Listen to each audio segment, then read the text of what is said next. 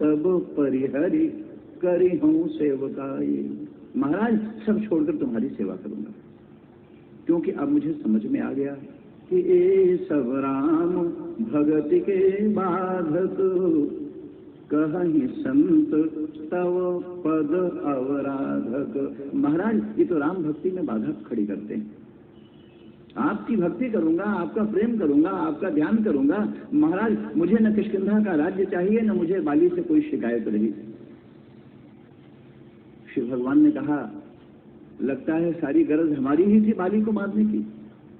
कोई बात नहीं, अगर तू कहता है कि तू भक्ति करेगा, तू भजन करेगा, तू विरक्त हो जाएगा, तू विरागी बनकर जिंदगी गुजार लेगा तो सुग्रीव बहुत अच्छा है, मेरी भी शुभकामना तेरे साथ है। परंतु वैराग्य के इन क्षणों में अपने भैया का आशीर्वाद तो ले लो। सुग्रीव ने कहा, महाराज अभी जाता हूं। और सुग्रीव बाली को मिलने जा रहा, और बाली ने देखा कि सुग्रीव ये दुरात्मा, इस दुष्ट को इतना दुस्साहस मेरे ही पास आ रहा। उसने वहां से गर्जना की, महाराज सुग्रीव हाथ जोड़े, भैया मैं तुमसे झगड़ा करने नहीं आया, मैं तुमसे झगड़ा करने नहीं आया, मैं तो विरक्त होकर तप करने जा रहा हूं, मैं तो राम का भजन करूंगा, मैं तो राम की भक्ति करूंगा।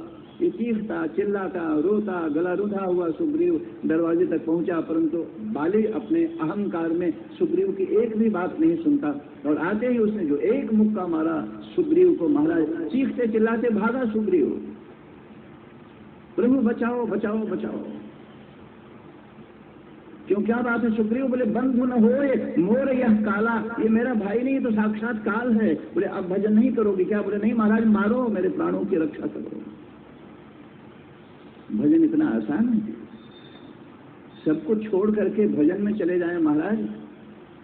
किसी भावावेश में, किसी परिस्थितियों में हम विरक्त हो सकते हैं, वैराग्य की भाषा बोल सकते हैं, परंतु सच्चे अर्थों में क्या है महाराज समझ में आ गया। एक मुक्का भी बर्दाश्त न कर सका तुम्हारा वैराग्य।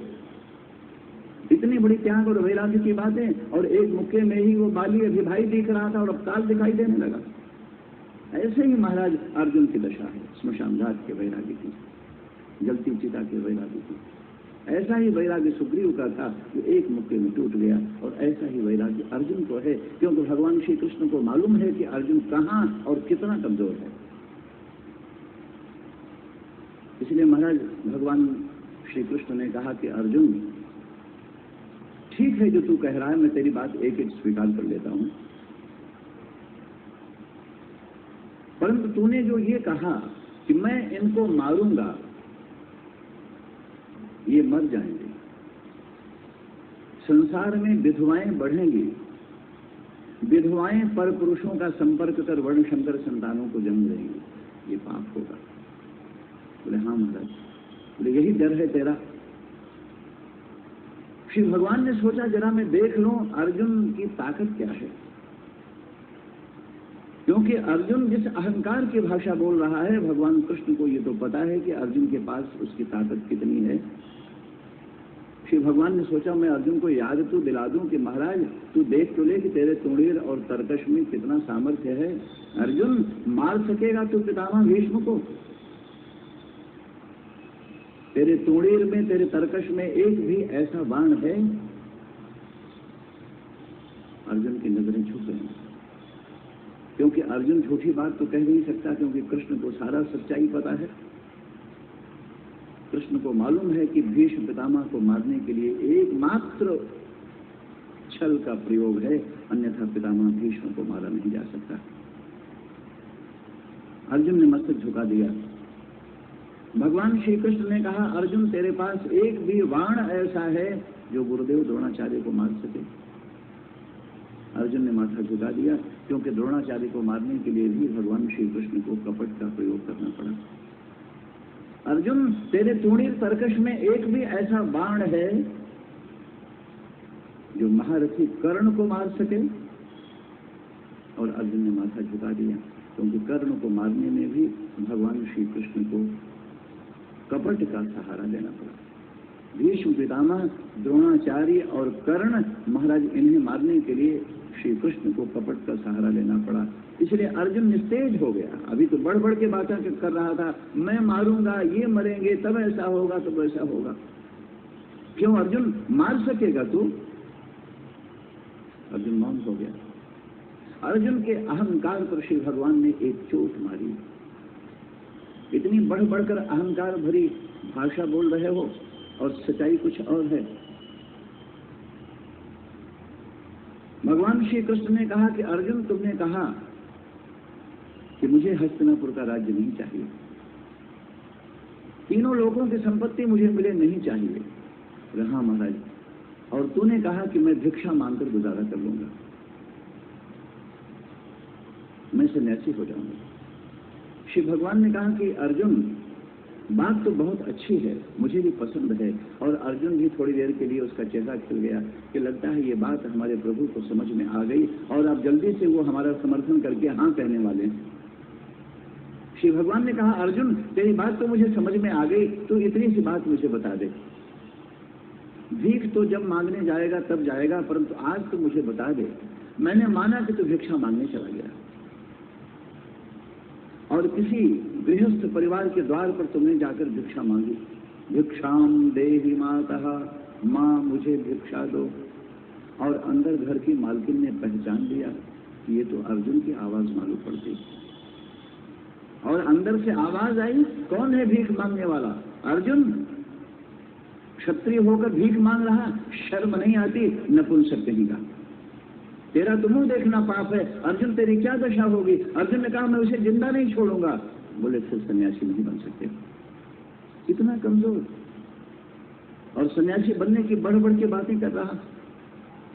आखिरी चोट थी भगवान श्री कृष्ण की और अर्जुन का अहंकार टूट कर बिखर गया। अर्जुन उसी समय थर-थर कांप उठा। कांप तो रहा ही था, परंतु अब कंपन कुछ और तरह का हो गया। अब कंपन ऐसा था जैसे अर्जुन के पास अब अपना कुछ नहीं बचा, न कोई तर्क, न कोई विचार, न कोई परंपरा, न कोई संस्कार। अर्जुन शून्य हो गया, अर्जुन खाली हो गया।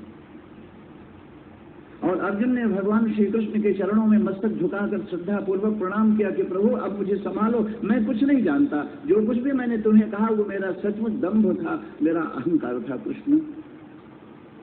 अब मुझे कुछ नहीं मालूम। धर्म के नाम पर जो बातें मैंने कही हों, अहिंसा और हिंसा की जो बातें मैंने तुमसे कही हों, महाराज सदाचार और नाना प्रकार के विचारों की जो भी बात तुमसे मैंने कही हो, मेरे सारे तर्क मुझे वापस लौटा दो कृष्ण। मैं कुछ नहीं जानता, मैं कुछ नहीं जानता, मुझे मेरी राह दिखा दो, मुझे कुछ नहीं दिख रहा। बस ये जीवन का बहुत शुभ क्षण है, कभी हमारी जिंदगी में ऐसा अनुभव आ जाए कि हम शून्य हो जाएं, हम खाली हो जाएं, हम कह सकें किसी को, हमें नहीं मालूम, आप जो कहो मैं वैसा करूंगा। अपनी जिंदगी में किसी एक को बड़ा मानकर जरूर चलना, चाहे अपनी माँ को, चाहे अपने पिता को, चाहे अपनी गुरु को, चाहे किसी वृद्ध पड़ोसी को। अपनी जिंदगी में किसी एक को बड़ा मानकर अगर चलोगे कि महाराज उनकी बात फाइनल है, वो जो कहेंगे मैं उसका आचरण करूंगा, उसका पालन करूंगा, तब किसी भी प्रकार का झगड़ा नहीं हो सकता। दो भाइयों के झगड़े हो रहे हैं, वे दोनों चलते हैं वहां पर, वो जो कहेंगे, चाहे उसमें लाभ हो चाहे हानि हो, चाहे उसमें मैं लुट जाऊं और चाहे मुझे कुछ मिले, परंतु वो जो कहेंगे। ऐसा व्यक्ति कभी तनाव में जी ही नहीं सकता, क्योंकि हमने अपने आप को किसी को सौंप दिया। तुम जैसा हो। जब तक सारा निर्णय का अधिकार हमने अपने ऊपर ले रखा है कि मैं जैसा चाहूंगा वैसा होगा, फिर तुम्हारे हार्ट को कोई रोक नहीं सकता, वो घायल होगा। क्यों? क्योंकि परिस्थितियां कभी अनुकूल होंगी, कभी प्रतिकूल होंगी, कभी लाभ होगा, कभी हानि होगी, कभी कटुताएं जिंदगी में आएंगी, कभी माधुर्य होगा, कभी कांटे मिलेंगे, कभी फूल मिलेंगे, और हर जिम्मेदारी तुम स्वयं लेकर बैठे हो, इसलिए तुम घायल हो जाओ। कोई उपाय ही नहीं है। और जिसने जिम्मेदारी किसी अन्य को सौंप दिया, अभी अन्य की बात कर रहे हैं महाराज, परंतु अगर जिम्मेदारी हम प्रभु को सौंप दें, चलो शिव भगवान के मंदिर में, और मंदिर में बैठकर हम दोनों बात कर लेते हैं, तीसरे को लाने की भी जरूरत नहीं है, और शिव भगवान के साक्षी में ऐसा ऐसा ऐसा करके, महाराज ये तुम्हारा ये मेरा, काहे को कोर्ट में मुकदमा चले, काहे को गोली और बंदूक चले, कुछ लाभ कुछ हानि यही तो होगा ना। मकान का बंटवारा हो रहा है, एक कमरा छोटा एक बड़ा है, अगर इतना तैयार हो जाओ कि छोटे कमरे में गुजारा कर लूंगा, कितने बड़े संकट से छुटकारा मिल जाएगा। मुकदमे चले हैं और इतना नुकसान हुआ है कि दूसरा मकान बन सकता था, परंतु कमरे के छोटे और बड़े को लेकर हम बिक गए हैं महाराज। इसलिए अपनी जिंदगी में वो सुखी है, वही शांत है और वही तनाव मुक्त है जिसने किसी को बड़ा मान लिया है। अपने अहंकार में हम किसी को भी बड़ा मानने को तैयार नहीं है, क्योंकि हमें अपने विवेक का इतना विश्वास, अपनी बुद्धि का इतना अभिमान है, और हर अपनी बुद्धि का अभिमान करने वाला अंत में धोखा खा जाता है। महाराज, मैंने ऐसा नहीं समझा था। क्यों नहीं समझा? उस बेचारे बुजुर्ग को तुमने नादान समझा, लेकिन जो बात उसने कही थी वही तुम्हारे जीवन का समाधान था। महाराज, इसलिए अगर हम अपनी जिंदगी में किसी को बड़ा मानने, व्यवहार की बात करते हैं और पारमार्थिक दृष्टि से अगर हमने परमात्मा के चरणों में अपना सब कुछ सौंप दिया है और श्री भगवान की जैसी प्रेरणा, जैसी इच्छा होगी और भगवत समर्पण भाव से अगर हमने अपने जीवन का कोई कार्य किया है तो तनाव का कोई प्रश्न ही नहीं पैदा होता। हम तो व्यवहार की बात करते हैं। चलो भाई, दो भाइयों का झगड़ा है, माँ के पास चलते हैं। माँ ने जो कह दिया, अरे इतना ही तो होगा कि किसी को बड़ा कमरा बता देगी, किसी को छोटा बता देगी, पर जो माँ ने कह दिया, जो पिताजी ने कह दिया, जो गुरुदेव ने कह दिया, वही समाधान है। थोड़ा नुकसान हो गया ना, कितना बड़ा समाधान मिल गया। परंतु महाराज, उस थोड़ा को हम छोड़ने को तैयार नहीं। जानते नहीं महाराज, मेरा भी स्वाभिमान है, मैं 1 इंच भी नहीं छोड़ सकता। तो तुम्हारे स्वाभिमान में तुम टूट जाओगे, तुम बिक जाओगे, ईंट ईंट बिक जाएगी, सारा कुछ तुम्हारा वकील खा जाएगा, तुम कंगाल और भिखारी बन जाओगे। लेकर जियो अपना स्वाभिमान। स्वाभिमान क्या मतलब है? स्वाभिमान का मतलब, अरे ये कहते मेरे अंदर भाव है, मेरे अंदर भक्ति है, मेरे अंदर प्रेम है, मेरे अंदर प्रभु के प्रति समर्पण है, मेरे अंदर शुद्ध हृदय है, मैं सत्य का अवलंबन करूंगा, सत्य नहीं छोड़ सकता। ये बात कहते तो समझ में आती। स्वाभिमान, और तुम्हारा स्वाभिमान असत्य पर टिका हुआ, तुम्हारे स्वाभिमान के मूल में स्वार्थ भरा हुआ, तुम्हारा स्वाभिमान केवल अहंकार है। और इसलिए हर अहंकारी अहंकार को छिपाने के लिए स्वाभिमान का नाम दे देता है। जैसे स्वाभिमान कोई बड़ी पवित्र वस्तु है और महाराज उस स्वाभिमान के नाम पर अपने अहंकार की कुटिलता को छिपा लेना चाहता है और परिणाम में नाना प्रकार के संकटों से घिर जाना चाहता है। तो हमारे जीवन में कभी कोई ऐसा सौभाग्य का क्षण आए, हम यह अनुभव कर सकें कि मैं कुछ नहीं जानता, मैं शून्य हूं, मैं खाली हूं। अब अपनी जिंदगी को हम शून्य से प्रारंभ करेंगे। महाराज, वह क्षण हमारे जीवन के समाधान का क्षण होता है। अर्जुन ने भगवान श्री कृष्ण के चरणों में मस्तक झुकाकर कहा कि प्रभु, मैं कुछ नहीं जानता। अभी तक कह रहा था मैं सब जानता हूं, मैं जानता हूं धर्म क्या है, मैं जानता हूं हिंसा और अहिंसा क्या है, मैं जानता हूं शास्त्रों का मत क्या है, मैं सारे सिद्धांत जानता हूं। कृष्ण, मैं ऐसा नादान नहीं हूं, इसलिए मैं युद्ध नहीं करूंगा। और अब अर्जुन ने कहा, कृष्ण, मैं कुछ नहीं जानता। कार्पण्य दोषोपहत स्वभावः पृच्छामि त्वां धर्म सम्मूढ़ चेताः यत् श्रेयः स्यात् निश्चितं ब्रूहि तन्मे शिष्यस्तेऽहं शाधि मां त्वां प्रपन्नं। प्रभु, मैं तुम्हारी शरण में आ गया, मैं कुछ नहीं जानता, मैं सचमुच कमजोर पड़ गया था। कार्पण्य दोषोपहतः, मेरे अंदर मोह पैदा हो गया, मेरे अंदर आसक्ति पैदा हुई। मोह और आसक्ति से भरकर धर्म के नाम पर हमने जो कुछ बातें कही है प्रभु, वो मेरा अहंकार था। मेरे शब्द मुझे लौटाओ, मेरे जीवन का सहारा बनो। मैं तुम्हारी शरण में आया, मैं तुम्हारा शिष्य। शिष्यस्ते हम शाधि मां त्वां प्रपन्नं। प्रभु, रक्षा करो, रक्षा करो, रक्षा करो। इतना अगर कभी हो जाए हमारी जिंदगी में, महाराज बात बन गई। इतना ही नहीं होता, ये बहुत कठिन है। कभी हम अपने आप को खाली मान लें, कभी हम शून्य हो जाएं। जिसने माना कि मैं जानता हूं, उसे जनाने का संसार में कोई उपाय आज तक नहीं पैदा हुआ। श्री भगवान के संबंध में जिसने माना कि मैं नहीं जानता, उसने उसी क्षण जान लिया। ब्रह्मा ने माना कि मैं जानता हूं कृष्ण क्या है, क्योंकि वो सर्वज्ञ हैं, वो सर्वांतर्यामी हैं, वो सर्वशक्तिमान हैं। मैं जानता हूं, और इसीलिए ब्रह्मा नहीं जान सके। ब्रह्मा ने ही स्वयं कहा कि मैं जानता हूं, उसकी परिभाषा ठीक मालूम पड़ती है, परंतु कहीं ब्रह्मा के मन का नहीं हुआ तो ब्रह्मा ने अपने ही ज्ञान को काट दिया और खंडित कर दिया। नहीं नहीं, ये कृष्ण नहीं हो सकता। अघासुर के उद्धार प्रसंग में श्रीमद् भागवत जी में ब्रह्मा का जो चरित्र है वो बड़ा ही अद्भुत चरित्र प्रकट हुआ है। महाराज स्वयं ब्रह्मा ने कहा लगता है ये भगवान है, और जब भगवान श्री कृष्ण अघासुर के पेट में चले गए तो ब्रह्मा ने स्वयं कह दिया नहीं नहीं महाराज ये भगवान नहीं हो सकते। ये तो बड़ा नादान मालूम पड़ता है। भगवान होते तो जानते कि अघासुर है, जानते कि इसके पेट में विष भरा है, जानते कि इसके पेट में नहीं जाना चाहिए, क्योंकि वो तो सर्वांतर्यामी है, परंतु ये तो चले जा रहे हैं अघासुर के पेट में। ब्रह्मा को केवल इतना ही मालूम है कि जो भगवान है वो सर्वांतर्यामी है, परंतु ब्रह्मा को ये नहीं मालूम है कि जो भगवान है उसके हृदय में कितनी करुणा है। बेचारे गोप अगर चले गए हैं तो भगवान को जाना ही पड़ेगा, क्योंकि गोपों की रक्षा करना है। ब्रह्मा के इस परम करुणा में स्वभाव से ब्रह्मा परिचित नहीं है शिव भगवान के। ब्रह्मा केवल अपनी बुद्धि अपने तर्क से परिचित है, अपने अभिमान से परिचित है। तो महाराज जिसने ये माना कि मैं उसे जानता हूँ वो कभी नहीं जान सका। उद्धव ने आकर श्री राधा रानी को और गोपियों को कहा मैं जानता हूं वो कृष्ण क्या है। रटे रटाए शब्द बोल गए। सर्वज्ञ है, सर्वांतर्यामी है, आप्त काम पूर्ण काम परम निष्काम है, शुद्ध बुद्ध और मुक्त है, निर्गुण है, निराकार है, वही सगुण हो जाता है, वही साकार हो जाता है।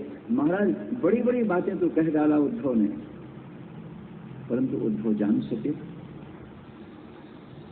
जब तक यह अभिमान भरा हुआ है कि मैं जानता हूं महाराज, तब तक वो नहीं जान सकता। उद्धव को विश्वास था कि मैं जानता हूं कृष्ण क्या है, क्योंकि कुछ श्लोक रटे थे, कुछ सिद्धांत याद कर लिया था, कुछ परिभाषाएं जान ली थी, और परिभाषाओं को जान लेने मात्र से परमात्मा नहीं जान लिया जाता। जानना अलग ही बात है, जान लेने में मौन प्रकट हो जाता है। जब तक वाणी का मौन नहीं प्रकट हो तब तक हम यात्रा पर हैं, तब तक हम लक्ष्य तक नहीं पहुंचे। जिस दिन हम मौन हो जाएंगे उस दिन हमारा लक्ष्य मिल चुका होगा।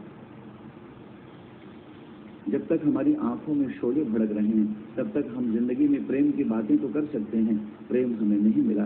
परंतु जब आंखें छलक जाती हैं, जब आंखें भर जाती हैं, जब आंखें कंठ अवरुद्ध हो जाता है, भर भरा जाता है, तब उसे प्रेम पर परिभाषा करने की जरूरत नहीं पड़ती। क्यों? जो प्रेम छलक रहा है।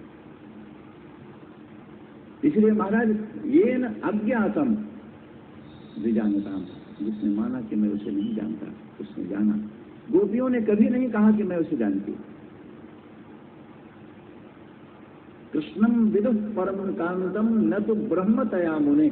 रासलीला के प्रसंग में बात कही गई कि गोपियां कृष्ण को केवल अपना प्रियतम मानती हैं, ब्रह्म नहीं मानती। न जानती हैं कि ब्रह्म क्या है, न जानना चाहते हैं कि परमात्मा क्या है, न उन्हें भगवान से कोई लेना देना है। वह तो केवल इतना मानती हैं कि जो भी है वो मेरा है। तो गोपियां नहीं कहती कि मैं उसे जानती हूं,